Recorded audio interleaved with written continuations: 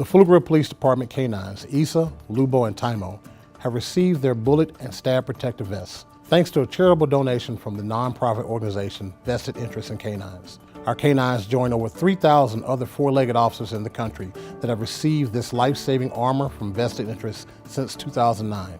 Each vest was funded by a specific donor and has a special inscription. We want to thank each of these donors and Vested Interest in Canines for their generous donation. When I decided to get in law enforcement, that was one of my main goals, was to be a canine officer. I love dogs, and I love the idea of having a partner that you can work with, and the nature of the work. Obviously, a lot of what we do is dealing with narcotics, and that's one of my main things. I think getting some narcotics off the street is an important thing. So at our department, we have 3 canines. 2 are dual purpose. They track people, locate narcotics, and apprehend suspects.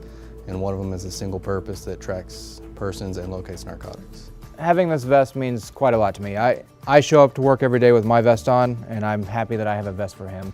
There's been a lot of situations already where I've needed a vest for him, and it's just kind of worrisome. These guys aren't only officers, they're family to us. We've come to love each one of them. They all have different personalities. And these vests provide an extra level of protection in case they're put into a situation where they're stabbed or shot at. For Issa, I like the idea of the vest because she's not an apprehension canine, meaning she's not trained to bite. That doesn't mean that she won't, but she's also a tracking canine. So she will be called on to track suspects. If we know it's a high-risk tracking, obviously she won't do it, like an armed robbery or something. We won't send her because she does not apprehension train. But a lot of times, fleeing suspects out of cars, she will track them, but we don't know what's at the end. Suspect may be armed, may have a knife, may have a firearm, we don't know. So the vest, since she's essentially defenseless when she tracks, is a good thing for her. Being a canine handler means a lot to me. This is something that I've wanted to do since I was a little boy.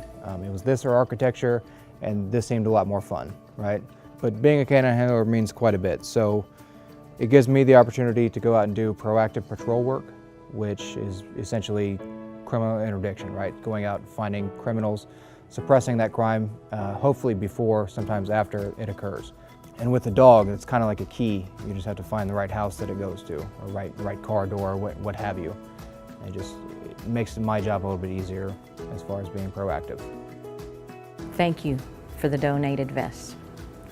We will be honoring your loved ones by wearing them to serve and protect our community.